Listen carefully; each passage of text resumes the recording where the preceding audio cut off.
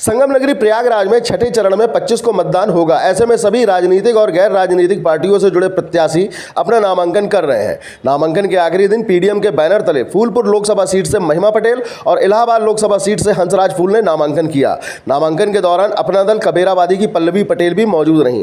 प्रत्याशियों का नामांकन दाखिल करने के बाद पल्लवी पटेल ने कहा कि भारतीय जनता पार्टी को यदि कोई शिकस्त दे सकता है तो वह पीडीएम है, क्योंकि जो लोग भारतीय जनता पार्टी को हराने की बात कर रहे हैं, 2 चरणों की वोटिंग समाप्त होने के बाद भारतीय जनता पार्टी खुलकर हिंदू मुस्लिम के एजेंडे पर आ गई है। जो लोग मुस्लिम का वोट लेकर स्वाद चखा है, आज वह मुस्लिम का मां बोलने में भी डरते हैं। ऐसे लोग जो जेल और बेल में फंसे हैं, अवैध जमीन मामले में फंसे हैं, ऐसे लोग भारतीय जनता पार्टी का मुकाबला नहीं कर सकते। इसलिए पीडीएम ही बीजेपी को हराएगी। पल्लवी पटेल ने कहा कि इसीलिए जनता से आह्वान करती हूं कि लोग पीडीएम का साथ दें।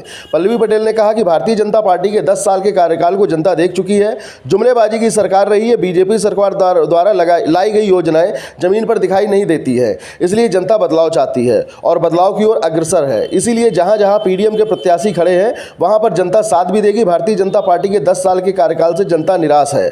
बीजेपी का विकल्प जनता तलाश रही है। जहां पर विकल्प नहीं मिल रहा है, वहां पर वोटिंग प्रतिशत काफी कम रहा है। लेकिन जैसे जैसे चुनाव आगे बढ़ रहा है, चौथे चरण से वोटिंग प्रतिशत आगे की ओर बढ़ रहा है। यह पूछे जाने पर कि 2 लोकसभा सीटों पर इंडिया गठबंधन है और दूसरी ओर भाजपा, आप अपने आप को कहां देखते हैं, तो इस पर पल्लवी पटेल ने कहा कि इंडिया गठबंधन और एनडीए दोनों की लड़ाई पीडीएम से है, क्योंकि पीडीएम आम जनता की लड़ाई लड़ रही है। पिछड़ा, दलित और मुसलमान किसी पार्टी को सत्ता में लाता है तो उनकी भागीदारी भी सुनिश्चित होना चाहिए। जाति जनगणना होनी चाहिए और संख्या के आधार पर भागीदारी सुनिश्चित होना चाहिए। समाजवादी पार्टी वोट सबका चाहती है, लेकिन जब बात आती है उनके हक की लड़ाई की तो वह पीछे हट जाती है, जिसका जीता जागता उदाहरण अतीक अहमद है। अतीक अहमद अपना दल के कर्मठ और जिंदा दिल कार्यकर्ता रहे। ताउम्र अतीक ने पिछड़ा, दलित, मुसलमान के लिए संघर्ष की राजनीति की, लेकिन जीरो टॉलरेंस वाली सरकार ने अपनी ही कस्टडी में उसकी हत्या करवा दी। नाम ना लेते हुए पल्लवी पटेल ने कहा कि अतीक अहमद का वोट और सपोर्ट जिस पार्टी ने लिया है, वह अतीक के ऊपर हुए अत्याचार, जुल्म पर आवाज़ तक नहीं उठा पाई है। इंडिया गठबंधन पर प्रत्याशियों के बदले जाने पर पल्लवी पटेल ने कहा कि पीडीए का जो ए को लेकर कन्फ्यूजन था, वह प्रत्याशियों में भी दिखाई दे रहा है। अखिलेश यादव तय नहीं कर पा रहे हैं कि किस प्रकार के प्रत्याशी को खड़ा करना है, किस रणनीति के तहत चुनाव लड़ना है। कांग्रेस के लोग मूव कर रहे हैं, क्योंकि उन्हें समझ में नहीं आ रहा कि पार्टी का नेतृत्व किस दिशा में जा रहा है। कौशाम्बी जिले के सिराथू लोकसभा सीट में जब चुनाव लड़ा तो जनता ने मुखर होकर वोट दिया, क्योंकि कौशाम्बी की जनता बदलाव चाहती थी और वही बदलाव एक बार फिर से कौशाम्बी की जनता को दिखाने वाली है। हमसे भी बढ़कर पीडीएम के प्रत्याशी को वोट मिलेगा। भाजपा के 80 में से 80 सीट जीतने के दावे पर पल्लवी पटेल ने कहा कि मुझे आश्चर्य नहीं होगा कि भाजपा 80 में से 82 सीटें भी जीत सकती है। अपेक्षा कौन कर रहा है और किस वजह से पीडीएम बनाने की जरूरत पड़ी? देखिए, 2014 देखिए, 17 देखिए, 19 देखिए, 22 देखिए, पूरा का पूरा मुसलमान, पिछड़े, दलित एक लाइन में खड़े होकर के इस मुहिम के साथ कि भारतीय जनता पार्टी को हराना है, विपक्ष की साथ दिया। लेकिन क्यों नहीं हरा पाए?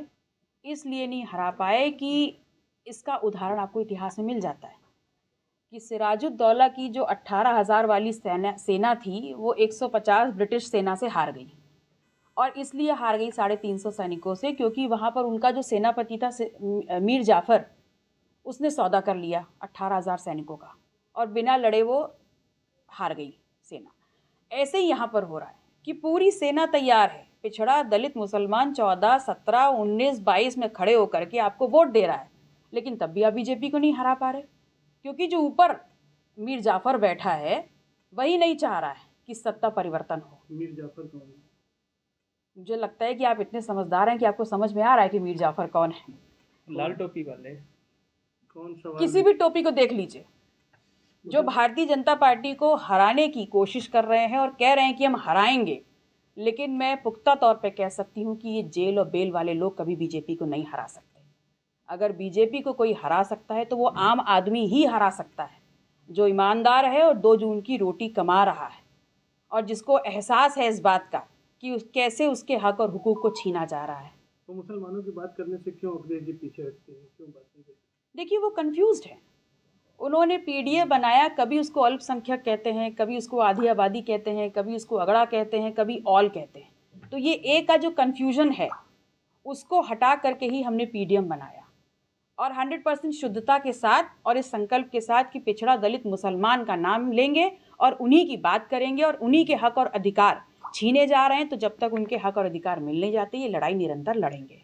ये आपको कैसे लगा कि मतलब अखिलेश या दूसरे लोग मुस्लिमों की अनदेखी कर रहे हैं, उनके लिए आवाज़ नहीं उठा रहे हैं? देखिए, आप उनका वोट ले रहे हैं, लेकिन जब उनके साथ कुछ गलत होता है तब आप मुसलमान का माँ भी नहीं बोल रहे। हमने क्या मांगा था? सिर्फ इतना ही तो कहा था कि अगर राज्यसभा में 3 सीटें हैं तो उसमें एक मुसलमान महिला क्यों नहीं हो सकती? एक ऐसी महिला क्यों नहीं हो सकती जो दिन रात बाहर काम कर रही है, सड़कों में, खेतों में, और अपने परिवार के लिए पैसा जुटा रही है? वैसी महिला को सम्मान देकर के आप सदन में क्यों नहीं भेजना चाहते? तो उनको ये बात समझ में नहीं आई।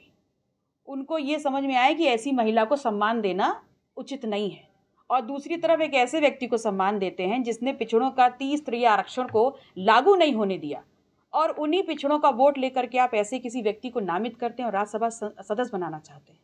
तो क्या ये दोहरी चरित्र नहीं है? अतीक मेरा ये मानना है कि अतीक जी जो हैं वो एक बहुत ही कर्मठ और जुझारू कार्यकर्ता रहे अपना दल के।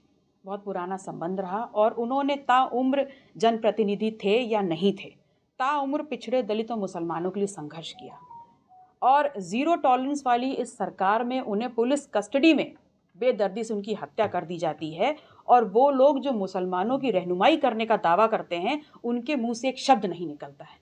तो क्या ये दोहरी मानसिकता नहीं है? क्या आप सिर्फ उनको मुर्गी नहीं समझ रहे हैं कि पूरा का पूरा मुसलमान का वोट तो ले लो, लेकिन उनके लिए बात ना करो, उनके हक और अधिकारों की लड़ाई ना लड़ो सड़कों पे? लेकिन अतीक को तो कई मामलों में कन्विक्शन भी उनके ऊपर हुआ था, अपराधी भी थे जनप्रतिनिधि के साथ साथ। देखिए, कोर्ट ने अपराधी सिद्ध किया, ये सिक्के का एक पहलू है, लेकिन दूसरा पहलू ये भी था कि उसी जनता ने उनको जनप्रतिनिधि भी बनाया अपना वोट दे करके। किसी भी तरीके से, चाहे ज़ीरो टॉलरेंस की सरकार हो या ना हो, लेकिन किसी भी तरीके से पुलिस कस्टडी में उनकी हत्या जायज़ नहीं है। ये समाज के ऊपर, ये किसी भी समाज के ऊपर एक मतलब ऐसा अटैक है जो उसको अंदर तक तोड़ देता है। सदन में लेकिन अखिलेश ने आवाज़ तो उठाया था उनके लिए।